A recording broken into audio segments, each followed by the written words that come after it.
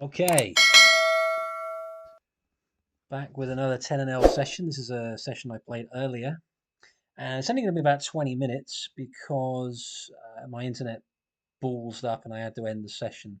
We get off to an interesting start. King's all in on the left against Ace Queen, run it twice, and I guess we take that. 75%, I take that. Yeah, we split the first and won the second. It wasn't too bad after an ace popped up on the board. Yeah, I've been playing mostly 5NL, and I am planning, as I said before, to do a stream, but the laptop I've got, I don't have a monitor. The laptop I've got is, I say on its last legs, but it's a little bit old and it's a little bit slow, and I don't think I'm going to be able to do a stream. So I'm planning on getting a new laptop. I was planning on getting one anyway, but getting a new laptop and a monitor. So when I've got that set up, I will do a stream. Hopefully that will be within the next month or so. A couple of spots here with Ace Queen. Now, this one on the left I choose to play passively. I choose to call from the small blind, which is a play I don't often make. This on the right, now this is going to look really stupid. I 3-bet pre and then I continuation bet on this board. Now, I get check raised small by a guy who looked to have very tight stats. Um, it does feel feeble because he could have a hand like Ace Jack, I suppose. But you can be totally dead with a hand like Ace Queen here, and as pathetic as it seems, he could have pocket nines, pocket tens, pocket queens, king jack suited, queen ten suited. Could even have like slow play kings or aces. We're not actually in great shape, so maybe that's just too weak, and maybe I just shouldn't even bet the flop if I'm going to do that. But I decide to fold. But that may have been, yeah, that may have been a bit too weak. Anyway, straight on to it. Quick start to the session. We get kings and we get queens. We get queens. Kings, ace, queen twice. Now we get kings again. So 3-bet. And decent looking board. I think certainly we going to want to bet, I think half or 2/3. I think both of those are fine on this. Probably any sizing is probably okay.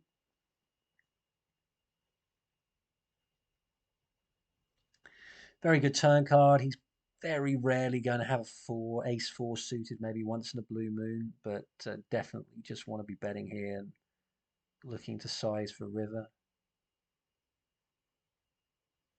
Sizing seems okay, leaves roughly a pot size shove. The river queen's on the left, getting cards here. Now the flush gets in, as does the 5-6 straight. Now watch what happens here. He checks, and I decide that he's going to have a lot of queen X. If he had a flush, he probably shoves into me as we turn a set on the left.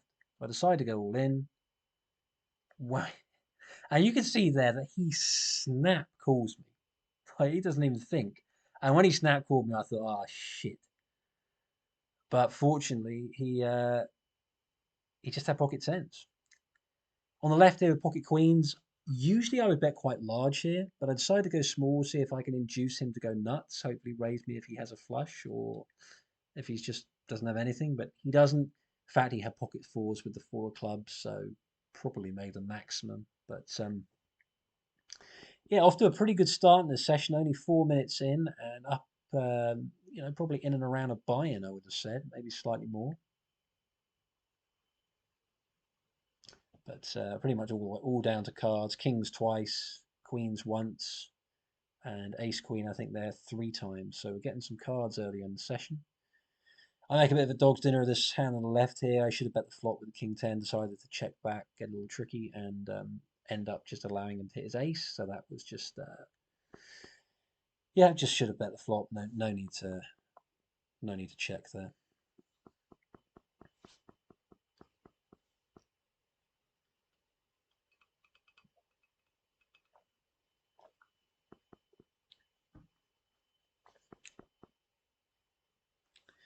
Go for the squeeze with the ace jack, seems to make sense.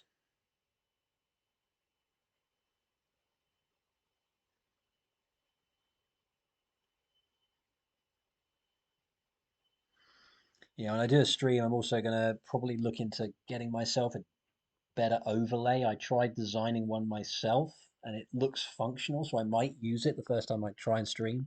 But it does look like it looks like a 3-year-old designed it. It really is.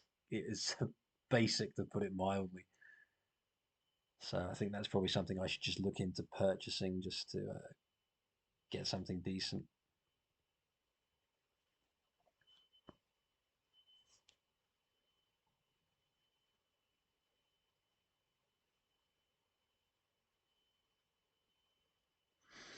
Sessions have been going okay. I had a week or so ago a pretty lousy run at 5NL. I think I lost about 8 buy-ins. Just one of those runs where I just couldn't win a hand. I just couldn't do anything. It was really getting a little feeble. Several sessions in a row where I just could not get anything going. That's reversed, and in the last week I've had a pretty good surge again. And I really, really ought to actually just move up to 10 and L properly. Sort of keep putting it off because I kind of get comfortable at things. It's just my personality, I guess. I just sort of get comfortable somewhere and just don't want to leave. But if you look at 10 and L, frankly, when I've played, it doesn't play massively differently to 5 and L. Like playing today, didn't play a very long session, but it doesn't play hugely differently.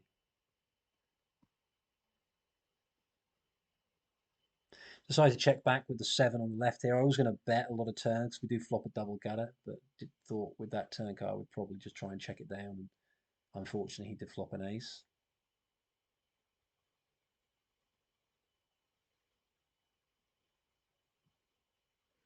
I'd love to put a tournament video up as well, but that will actually require me going further than the first 20 minutes in a tournament. Uh, when I've played tournaments lately, although I don't play too many, they really haven't gone well. Yeah, I haven't made a final table for quite some time, but probably not going to happen unless I play quite a few more tournaments and finding the time to play for sort of 8, 9, 10 hours in a row potentially. That's not easy to do.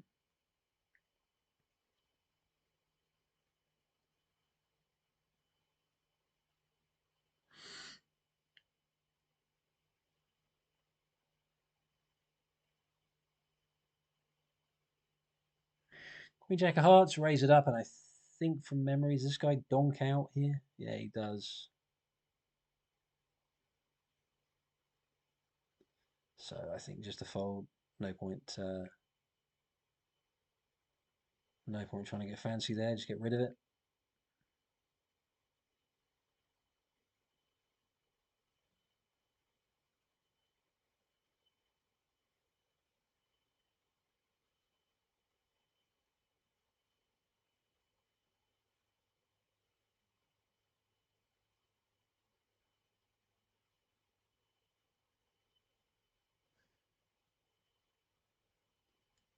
So the session got off to a very fast start, but seems to have slowed down somewhat.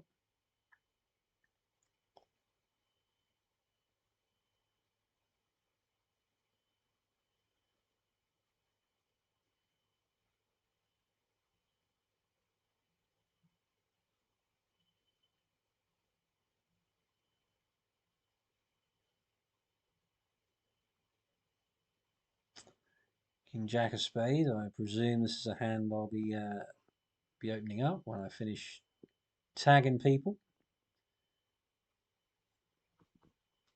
Not a huge amount of three betting. It's still whenever I play 10 and L, it does. That's one thing I would say. Like it does seem so far to have almost played tighter than 5 and L. When I first started playing 10 and L, it seemed a bit more aggressive. Excuse me. It might be just like one session. You can't judge too much of one session. The last few times I've played, it's been really, really snug and just not that many big pots.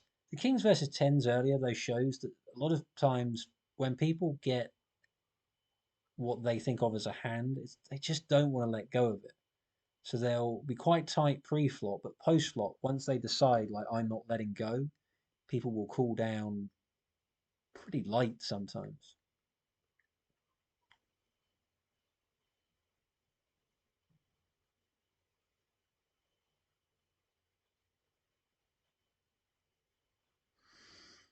Couple of pocket pairs. Uh, I think these sevens. Do we flop a little seven out there?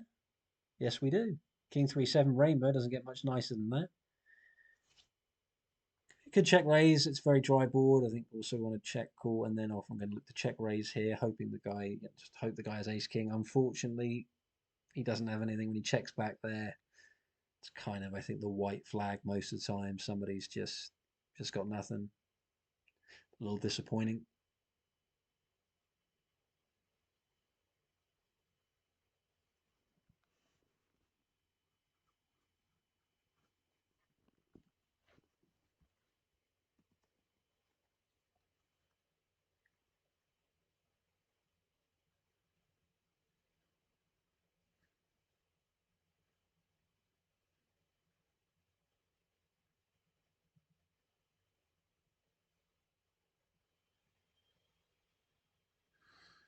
A small C bet with the ace five of clubs, and I think if I turned any equity there, I would have blasted, but not on that card. Okay, this ace king is yeah. This doesn't go. I don't think this goes all that well. So the guy goes, I believe, for is it a min four bet if I remember? Yeah, he goes for the min four bet. Like I barely even want to call with the ace king, but because we've got 9 of 34, we're getting roughly 4 to 1. We are deep, but this hand it's really tough to win. I'd rather have 5 6 suited. Like ace king at this point doesn't look great, and now I'm basically done with it. We're not going to beat anything. I think he's going to have aces and kings quite a bit. When he starts checking, I thought maybe he's also got ace king, or he could have like a set of queens and be slow playing. And I just check and just hope just to check it down. Kind of just hope to split. That was about what I was hoping for. He bets one. He has kings. That was weird. Like min four bet pre, and then post flop he put one big blind in on the river and checked both other streets. That just seems very strange to me. I guess we could say we lost. Did we lose the minimum? Yeah, I guess so.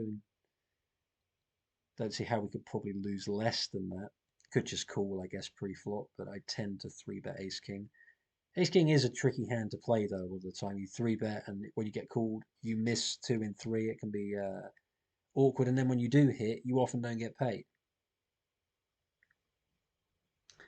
Ace queen off. When you raise from early position, the big blind three bets. I think the ranges are generally going to be pretty snug, so I think it's okay just to fold. Would work also quite well as a four bet bluff, and I think if we were a bit deeper, might go for the four bet bluff. Just a flat with the nines on the button. Sometimes I'll three bet this, sometimes I'll flat. I think I'm also inclined to flat when the blinds are playing weird stack sizes just to invite them along, and that way if you flop a set, maybe there's more chance of you winning a big pot. Good flop, crappy turn, and I think this is just a check back, just trying to show it down. It's a really bad turn. Here I'm really hoping the cutoff checks, because if he does, I think we're going to have the best hand a lot. But he bets pot, and when he bets pot into two people, we've also got a guy behind us. We just have to fold.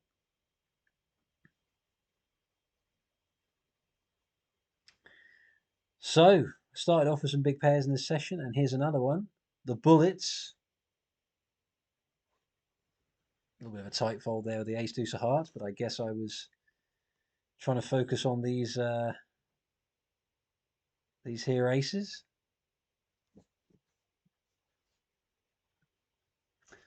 So pocket eights on the right.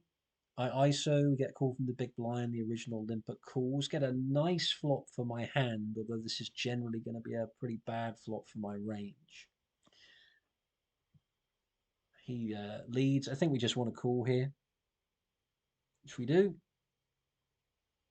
Lovely turn card. And this is a really great spot because it doesn't look like we have a straight here very often. Like I'm not going to have too many eights when I raise pre. Decide to go big.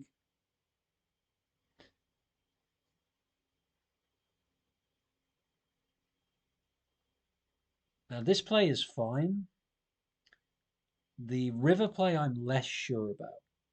Now we've basically got the nuts. I know he could have Jack 8, but I think it's very, very unlikely. What's the right bet sizing here? I decide to shove. Now, is this just too greedy? I figured that some players would view this as being kind of bluffy, and I may even get called down quite light here by someone just thinking I had a couple of big diamonds. I don't know whether that's just a little bit greedy, whether I should just go, 2/3 pot or something like that. He folded quickly, so it may be that he just had a couple of diamonds or ace seven and just didn't fancy it. Who knows? But you got to get the value in those sorts of spots, and shoving all in. It's great for your red line, but yeah, don't know if that's really the right play.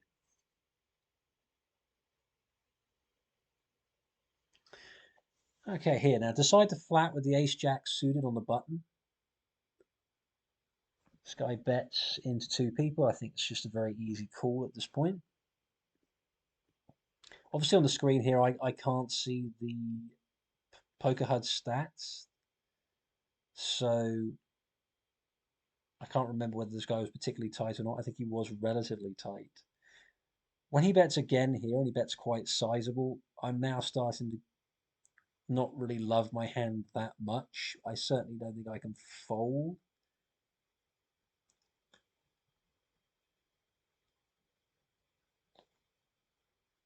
And he now bets pot.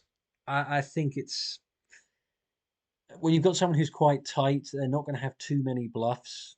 Get a flush on the right. So this is probably just a fold. I think I had a called half pot, but for a full pot size bet, I think it's just regularly just going to simply be a better ace, ace queen, pocket queen, something like that. So I decided to fold. Maybe it's too tight when you've got somebody with those stats. I think that is going to have to be a fold.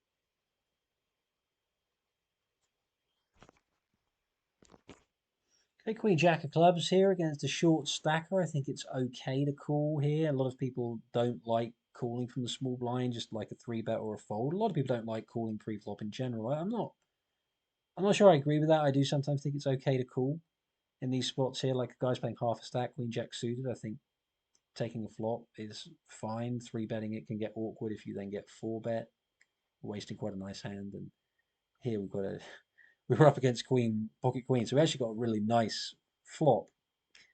Imagine if some of those cards had like come in a different order, like Queen Jack nothing on the flop. That could have got very ugly.